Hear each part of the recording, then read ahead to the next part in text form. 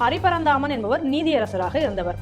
அப்ப அரசியல் அமைப்பு சட்டத்தின் பிரகாரம் ஒருவர் நீதியரசராகி அவர் வழக்குகளில் தீர்ப்புகளும் வழங்கியிருக்கிறார் அப்படின்னா, ஆனால் எனக்கு அரசியலமைப்பு சட்டத்தின் மேல நம்பிக்கை இல்லை என்றால் எவ்வாறு அவர் ஒரு நீதிபதியாக இருந்திருக்க முடியும்? அப்ப நீதிபதியாக அவர் இருந்த பதவி காலத்துல எப்படிப்பட்ட தீர்ப்புகளை அவர் வழங்கியிருப்பார், அந்த தீர்ப்புகளுடைய முடிவுகள் எவ்வாறாக இருந்திருக்கும்னு பாருங்க. இன்னொருவர் என்ன பேசியிருக்காருன்னு பாருங்க, திருமாவளவன். அவர் இந்நாள் இருக்கக்கூடிய எம்பி. ஒரு அரசு, அதனுடைய அமைப்பு, இது எல்லாத்தையுமே அதுதான் பயங்கரவாதி என்று சொல்லிவிட்டு, உண்மையாக பயங்கரவாதி இந்த தேசத்திற்கு அச்சுறுத்தலா இருக்கிறவர்கள் கூட அவர்கள் நல்லவர்கள் என்பதை போல இன்னைக்கு சித்தரித்து பேசுகிறார். லஷ்கர்-இ-தொய்பா என்ற அமைப்பு பாகிஸ்தானை மையமாக வைத்து பாகிஸ்தானில் செயல்படக்கூடிய ஒரு அமைப்பு. அப்ப இந்த லஷ்கர்-இ-தொய்பா அமைப்புக்கு சர்வதேச நாடுகள் அனைத்துமே தடை விதித்திருக்கின்றன. பல சர்வதேச நாடுகள் இன்னைக்கு லஷ்கர்-இ-தொய்பா அமைப்பு கிடையாது, தடை விதித்திருக்கிறது. அப்படி தடை விதித்திருக்கக்கூடிய அமைப்புக்கு இன்னைக்கு ஆதரவாக ஒரு எம்பி, அதாவது நம்ம நாட்டினுடைய எம்பி பேசுகிறார் என்றால் உலக நாடுகள் இது எப்படி நம்மளை பார்க்கும்? நம்மளை காரி துப்பாதா? அப்ப இனியும் திருமாவளவன் எம்பி பதவியில் தொடரக்கூடாது. அவருடைய எம்பி பதவி பறிக்கப்பட வேண்டும். அது மட்டுமல்லாம ஹரிபரந்தாமனும் சரி, திருமாவளவனும் சரி, இருவருமே கைது செய்யப்பட வேண்டியவர்கள். இந்த நாட்டுல தேசத்திற்கு எதிராக பேசக்கூடிய இல்ல தேச துரோகிகளுக்கு என்ன தண்டனை வழங்கப்படுமோ அதைவிட அதிக அளவு தண்டனையை இவர்களுக்கு வழங்க வேண்டும். ஸ்ரீ டிவி நேயர்களுக்கு வணக்கம். எதிர்வினை நிகழ்ச்சியில் மீண்டும் ஒரு முறை உங்களை சந்திப்பதில் மிக்க மகிழ்ச்சி. எதற்கான இன்னைக்கு இந்த எதிர்வினை நிகழ்ச்சி அப்படின்னு நம்ம பார்த்தோம் அப்படின்னா, மக்கள் அதிகாரத்தினுடைய ஒரு மாநாடு நடந்திருக்கு. எதை பற்றினா அரசியல் அமைப்பு சட்டத்தை குறித்து. மக்கள் அதிகாரத்தை பொறுத்த வரைக்கும் இப்படித்தான் ஒரு மாநாடு நடத்துவாங்க அப்படிங்கிறது நம்ம எல்லாருக்குமே தெரிஞ்ச ஒண்ணுதான். ஆனாலும் இருந்தாலும் எதற்காக இந்த எதிர்வினை அப்படின்னு பார்த்தா, அதுல கலந்து கொண்டக்கூடிய 2 நபர்களினாலதான் இன்னைக்கு ஸ்ரீ டிவியில நம்ம இந்த ஒரு எதிர்வினையை ஆற்ற வேண்டியதாக இருக்கிறது. அந்த 2 நபர்கள் யாருன்னு பார்த்தா, ஒன்று முன்னாள் நீதியரசர் ஹரிபரந்தாமன், இன்னொருவர் இந்நாள் எம்பி திருமாவளவன். இவங்க 2 பேருமே அந்த மாநாட்டில் கலந்து கொண்டு பேசியிருக்கிறார்கள். அதில் முதல்ல ஹரிபரந்தாமன் என்ன பேசுகிறார் அப்படிங்கிறத நம்ம பார்ப்போம். ஹரிபரந்தாமன் பேசும் பொழுது தடுத்திடு அப்படிங்கிறது இல்லை, தகர்த்திடு அப்படிங்க சொல்றார். எதை? அரசியலமைப்பு சட்டத்தை. தடுத்திட அல்ல, தகர்த்திடுன்னு. எனவே இன்னைக்கு இதை முழுக்க இன்னைக்கு இந்த கான்ஸ்டிடியூஷனை ஜம்மு காஷ்மீர்ல இருப்பது போல ஒவ்வொரு மாநிலத்துக்கும் அதிகாரங்களை கொடுக்கணும். அப்ப இப்படி அவர் என்ன சொல்றாரு அப்படின்னா, இன்னைக்கு இருக்கக்கூடிய ஒட்டுமொத்த அரசியல் அமைப்பு சட்டத்தையும் நம்ம மாற்ற வேண்டும், அதை அனைத்தையும் ஒழிக்க வேண்டும் அப்படிங்கிற ரீதியில் அவர் பேசுகிறார். அது மட்டும் இல்லாம அரசியல் அமைப்பு சட்ட நகலை எரித்த ஈவேராவை ஆதரிக்கும் வகையிலும் அவர் இதுல பேசுறார். இதுல நமக்கு இந்த இடத்துல தான் நமக்கு கேள்வியே வருகிறது. என்ன அப்படின்னா, ஹரிபரந்தாமன் என்பவர் நீதியரசராக இருந்தவர். அப்ப அரசியல் அமைப்பு சட்டத்தின் பிரகாரம் ஒருவர் நீதியரசராகி அவர் வழக்குகளில் தீர்ப்புகளும் வழங்கியிருக்கிறார் அப்படின்னா, ஆனால் எனக்கு அரசியலமைப்பு சட்டத்தின் மேல நம்பிக்கை இல்லை என்றால் எவ்வாறு அவர் ஒரு நீதிபதியாக இருந்திருக்க முடியும்? அப்ப நீதிபதியாக அவர் இருந்த பதவி காலத்துல எப்படிப்பட்ட தீர்ப்புகளை அவர் வழங்கியிருப்பார், அந்த தீர்ப்புகளினுடைய முடிவுகள் எவ்வாறாக இருந்திருக்கும்னு பாருங்க. அரசியலமைப்பு சட்டத்தின் மேல நம்பிக்கை இல்லை, அதை தகர்த்திடு என்று பேசக்கூடியவர். அப்ப அவர் கொடுத்த தீர்வுகளை எல்லாம் எப்படி நாம் ஏற்றுக்கொள்ள முடியும்? அப்ப அத்தனை தீர்ப்புகளும் மறு ஆய்வு செய்யப்பட வேண்டுமா வேண்டாமா? இதை பத்தி ஏதாவது இந்த அரசியலமைப்பு சட்டத்திற்கோ இல்ல நீதித்துறைக்கோ நீதிமன்றத்துக்கு எதிராகவோ இது போல அவர் இதுதான் முறையா அவர் பேசுறாரா அப்படின்னு கேட்டா கிடையாதுன்னு சொல்லலாம்.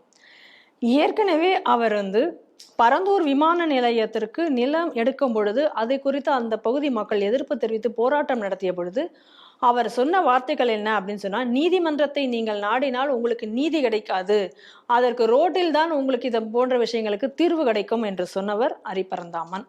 அப்ப நீதிமன்றத்தினுடைய ஒரு மாண்பையும் அதன் மேல மக்களுக்கு இருக்கக்கூடிய நம்பிக்கையும், அதாவது இந்த சட்டத்தின் மேல இருக்கக்கூடிய நம்பிக்கையும் குலைக்கும் விதமாக ஏற்கனவே அவர் பேசியிருக்கிறார். அது மட்டுமல்ல, இதற்கு முன்பாக ஜல்லிக்கட்டு போராட்டம் நடக்கிறது.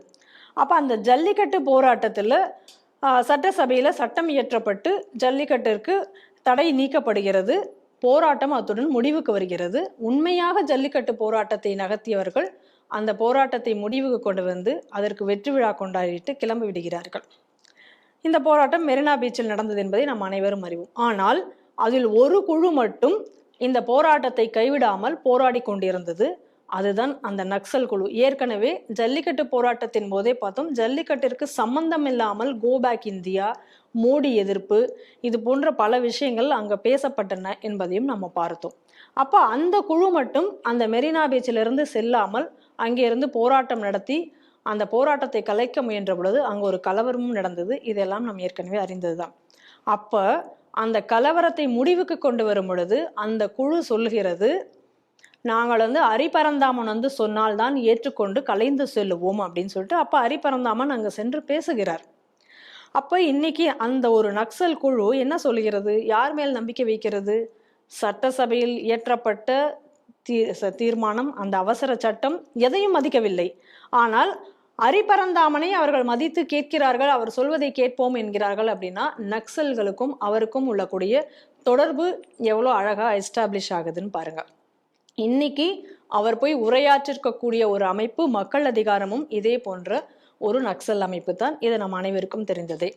அப்ப இப்படிப்பட்ட ஒரு இடத்துல அரசாங்கத்தினுடைய, அதாவது இந்த அரசியலமைப்பு சட்டத்தினுடைய அடிப்படையில் பதவியேற்று நீதிபதியாக பணியாற்றியவர் எப்படி அவருக்கு இந்த தீர்ப்புகளை நாம் ஏற்றுக்கொள்ள முடியும்? அதனால அவை அனைத்தும் மறு ஆய்வு செய்யப்படும், முன்னாடியே சொன்ன மாதிரி. அதற்கு அடுத்ததாக அவருக்கு வழங்கப்பட்டிருக்கக்கூடிய சிறப்பு சலுகைகள் இருந்தால் அவை அனைத்தும் எடுக்கப்பட வேண்டும். அது மட்டும் இல்லாமல் வேற ஏதாவது கமிட்டிகளில் எல்லாம் அவர் போடப்பட்டிருந்தால் அதில் இருந்தெல்லாம் அவரை விலக்கப்பட வேண்டும், அதிலிருந்து அவரை சஸ்பெண்ட் செய்யணும். அதுக்கு அடுத்ததாக இவ்வளவு நாள், அதாவது அரசியலமைப்பு சட்டத்தின்படி பதவியேற்று அந்த அரசு பணத்தை அவர் சம்பளமாக வாங்கியிருக்கிறார். அந்த சம்பளம் அனைத்தும் மீண்டும் அரசாங்க கஜானாவிற்கு செல்ல வேண்டும். இன்னொருவர் என்ன பேசியிருக்காருன்னு பாருங்க, திருமாவளவன். அவர் இந்நாள் இருக்கக்கூடிய எம்பி. அப்ப அவரும் இந்த இதுல 2வது செஷன்ல அவர் பேசுறார்.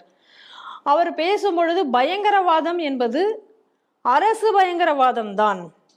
அப்ப இன்னைக்கு பயங்கரவாதிகளாக செயல்படக்கூடிய மாவோயிஸ்டுகளோ அல்லது லக்ஷரி தொய்பா அமைப்போ, LET என்று குறிப்பிடுகிறார். அவருடைய வீடியோல தெளிவா இருக்கு பாருங்க. அப்ப அவர்கள் எல்லாம் அரசு பயங்கரவாதத்திற்கு எதிர்வினை ஆற்றவர்கள்லாம். பயங்கரவாதம் என்பதே முதலில் அரசிடமிருந்து தோன்றுவதுதான். மாவோயிஸ்டுகள் நடத்துகிற போராட்டமோ அல்லது மற்றவர்கள் நடத்துகிற ஆயுதம் தாங்கிய தாக்குதலோ எதிர்வினை தான். அது கவுண்டர் டெரரிசம். அது டெரரிசம் பொதுவாக இயல்பாக ஆட்சியாளரிடமிருந்து பிறப்பதுதான் டெரரிசம். அரச பயங்கரவாதம் தான் ஒரிஜினல். அதற்கு எதிர்வினைதான் ஹமாஸாக இருந்தாலும் சரி, பாகிஸ்தானில் இருக்கிற LET ஆக இருந்தாலும் சரி. அப்ப இவர் என்ன சொல்ல வர்றார்? பயங்கரவாதிகள் எல்லாம் ஏதோ நல்லவர்கள், அரசுதான் பயங்கரவாதி அப்படி என்பதை இவர் சித்தரித்து சொல்கிறார். அப்ப இவர் எப்படிங்க MP ஆகிறார்? இவர் MP ஆகும் பொழுது ரகசிய காப்பு பிரமாணம் எடுத்து இது எல்லாமே அரசியலமைப்பு சட்டத்தின்படி தான் அவர் செய்கிறார். அப்ப இவ்வளவு தூரம் அவர் இந்த மாதிரியாக பண்ணக்கூடியவர் இன்னைக்கு ஒரு அரசு, அதனுடைய அமைப்பு, இது எல்லாத்தையுமே அதுதான் பயங்கரவாதி என்று சொல்லிவிட்டு உண்மையாக பயங்கரவாதி இந்த தேசத்திற்கு அச்சுறுத்தலா இருக்கிறவர்கள் கூட அவர்கள் நல்லவர்கள் என்பதை போல இன்னைக்கு சித்தரித்து பேசுகிறார். லக்ஷரி தொய்பா என்ற அமைப்பு பாகிஸ்தானை மையமாக வைத்து பாகிஸ்தானில் செயல்படக்கூடிய ஒரு அமைப்பு. அப்ப இந்த லக்ஷரி தொய்பா அமைப்புக்கு சர்வதேச நாடுகள் அனைத்துமே தடை விதித்திருக்கின்றன. பல சர்வதேச நாடுகள் இன்னைக்கு லக்ஷரி தொய்பா அமைப்பு தடை விதித்திருக்கிறது. அப்படி தடை விதித்திருக்கக்கூடிய அமைப்புக்கு இன்னைக்கு ஆதரவாக ஒரு MP, அதாவது நம்ம நாட்டினுடைய MP பேசுகிறார் என்றால் உலக நாடுகள் இது எப்படி நம்மளை பார்க்கும்? நம்மளை காரி துப்பாதா? அப்ப இன்னும் அவர் MP பதவியில் தொடர வேண்டுமா? ஏன்னா இவரும் இது போல பல தடவை இவரும் பேசிக்கொண்டிருக்கார். இவரும் என்ன சொல்கிறார்? இந்தியா ஒரு நாடல்ல என்பது போன்ற கருத்துக்களை எல்லாம் இவர்கள் இங்கே முன்வைத்து பேசிக் கொண்டிருக்கிறார். இந்தியா ஒரு நாடல்ல என்பது போன்ற கருத்துக்களை தொடர்ந்து பேசி வருகிறார்கள். இவரும் அந்த மக்கள் அதிகாரம் நிகழ்வுல தான் இதையும் இப்ப சென்று அங்கு பேசுகிறார். அப்ப இதை தொடர்ந்து பேச வருபவர்கள் இதை எல்லாத்தையும் சரி என்பது போல அடுத்து ஆமோதித்து பேசுவது எல்லாம் நாம் இதுல பார்க்க முடிகிறது. அப்ப இனியும் திருமாவளவன் MP பதவியில் தொடரக்கூடாது. அவருடைய MP பதவி பறிக்கப்பட வேண்டும். அது மட்டுமல்லாம அரிபரந்தாமனும் சரி, திருமாவளவனும் சரி, இருவருமே கைது செய்யப்பட வேண்டியவர்கள். இந்த நாட்டில் தேசத்திற்கு எதிராக பேசக்கூடிய அல்ல தேச துரோகிகளுக்கு என்ன தண்டனை வழங்கப்படுமோ அதைவிட அதிக அளவு தண்டனையை இவர்களுக்கு வழங்க வேண்டும். ஏன்னா இன்னைக்கு நல்லா பார்த்துக்கோங்க, இன்னைக்கு ஒரு உயர் பதவியிலிருந்து ஓய்வு பெற்றவர் ஹரிபரந்தாமன். அவர் நீதியரசராக செயல்பட்டவர்.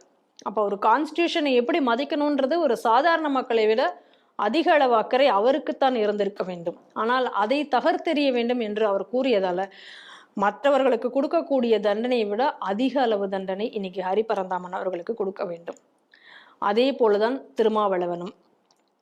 இதை இன்னைக்கு தமிழக அரசு செய்யுமா? அதே எப்படி செய்யும் என்ற கேள்வியும் நமக்கு எழும். ஏன்னா இன்னைக்கு மக்கள் அதிகாரம் அப்படிங்கக்கூடிய ஒரு அமைப்பு ஒரு நக்சல் அமைப்பு என்பது தெளிவாக தெரிந்தோம். இந்த நக்சல்களுக்கு எதிராகத்தான் இன்னைக்கு ஒரு மிகப்பெரிய ஒரு போரை இன்னைக்கு நம்ம நாட்டில் தொடங்கி இன்னைக்கு நடந்து கொண்டிருக்கிறது எல்லாம் பார்க்குறோம்.